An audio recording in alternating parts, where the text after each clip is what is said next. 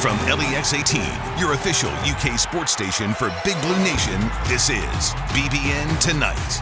Presented by Central Bank, the official bank of UK Athletics. Welcome to BBN Tonight. I'm Keith Farmer. And I'm Eli Gehn. Tonight, the UK men get ready for Auburn while the women's basketball team gets revenge on Tennessee. Plus, we'll bring you interviews with Cats assistant coach Bruiser Flint and Kentucky legend Jack Goose Givens. Coach Cal, he's talking about what it will take to get his guys back into the win column this weekend. Our UK versus Auburn preview is tonight's Big Blue Story, presented to you by Baptist Health. The basketball Cats are back home tomorrow afternoon to play the second game this season against the Tigers. Of course, they're coming off another last-second defeat on Tuesday, but we saw a team that's fighting and more aggressive than it's been all season, and that's encouraging for Coach Cal to see. The key is when I'm not playing well, how do I help the team win? If you want to be a really good player. Or when I'm not playing well, I don't care if we win or lose or what happens. You can't be that guy. And what I'm continuing to say, we're looking for singles and bunts. I don't need home runs. We're not capable of hitting home runs. I love that analogy because yes. I think, again, you need to do the little details. You need to get the closer shots rather than going for that home run three, that hero shot. So I love that analogy. Any successful team is going to do those little things well. Yeah. You see it in sports on every single platform. Yeah. Do the little things right, you're going to be very good. Yeah. All right, well, the Kentucky women bounced back in their rematch with Tennessee last night following a first meeting in Knoxville that ended in a blowout in favor of the Volunteers. There you see Kyra Elzy, used to play at Tennessee. And we're going to pick this up in the second quarter when UK turned steals and turnovers into points on 5 straight possessions. Ryan Howard starts it. She only had 8, but added 7 rebounds, 6 assists, 7 steals. The 5th takeaway was from Dreana Edwards, and she takes it all the way for 2 of her 7. Kentucky led by 1 at the half. In the third, Tennessee goes on a 15-0 run.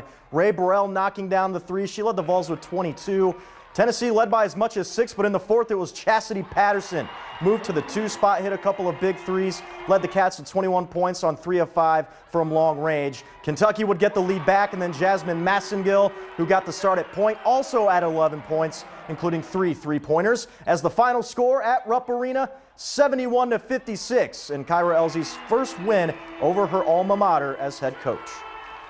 When Tennessee made a run, we knew that was going to happen, and the game is a game of runs. But I didn't want us to panic offensively, so we just talked about in the huddle. Unless you have a wide open layup, let's make 4 or 5 passes, and we take rhythm shots. Still make the defense work. The shots that we were taking were good shots, and they would go in. We just couldn't panic. We had kind of a chip on our shoulder. We're a great team, and we can compete with any team in the country. So that was a disappointing loss. So it kind of just fueled our intensity for this game. We just had to get a little payback out, we would call it. Up next for the ladies is Florida on Monday night. And Keith, 21-3 run, I believe, to close this game. And Kentucky, they needed this one. They got slapped by Tennessee a couple of weeks ago in Knoxville. Yeah, and they had that great second quarter, had that lull in the third, which worried me. I was really thinking, oh, boy, here we go again. And then they came back in the fourth quarter because they took care of the little things, and they came back in that one. Great to see them. I thought that was a key win, by the way. Turning to football now, 4 outgoing Cats appear on the first major mock NFL draft. From insider Matt Miller of the Draft Scout, he has linebacker Jamin Davis going in round 2 to Miami, cornerback Kelvin Joseph to Jacksonville in the second round, center Drake Jackson in the 4th to Denver, and nose guard Quentin Bohanna to Green Bay in round 5. As always, when you look at these, I'm not sure these are necessarily the teams they're going to go to, but I do like seeing those in those rounds. And you also saw Kelvin Joseph. I think Mel Kiper Jr. has him going maybe late first round. One of the better talented cornerbacks in this draft class. All right, there were mixed headlines for the Kentucky baseball team this week. The Cats landed in last place in the SEC coaches poll with Florida ranked at the top. But senior first baseman TJ Collette has been voted first team All-SEC. Collette was previously named first team preseason All-American by Perfect Game, where he earned a spot as a designated hitter. And Keith, I don't think you can look into this too much. Just based on what last year, they were a young team, kind of in a rebuilding phase. Started the season not great, but picked it up hot before the season got canceled. This is just one of those things you look at it and you say, well, just prove them wrong, I guess. They were excited too when they said they were headed to Vanderbilt, and they just felt like they were the team that was on the rise, and that Vanderbilt didn't know what was coming. So that has me excited about what they're carrying over to this season, especially with some guys coming back. All right, staying on the diamond, there are several Kentucky connections on the Minnesota Twins.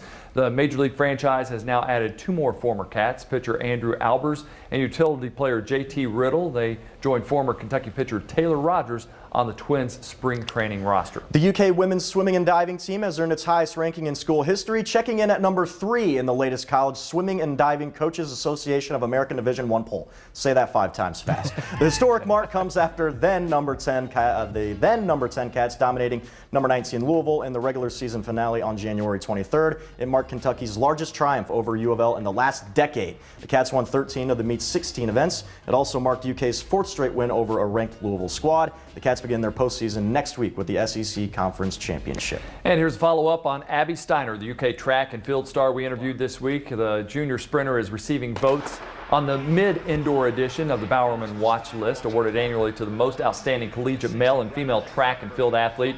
You can watch our conversation on her, or with her, that is, on bbntonight.com. Well, coming up next on BBN Tonight, I'll go one-on-one with Bruiser Flint. The UK basketball assistant coach talks about his early days in the game, along with Coach Cal, and the Auburn matchup when we return.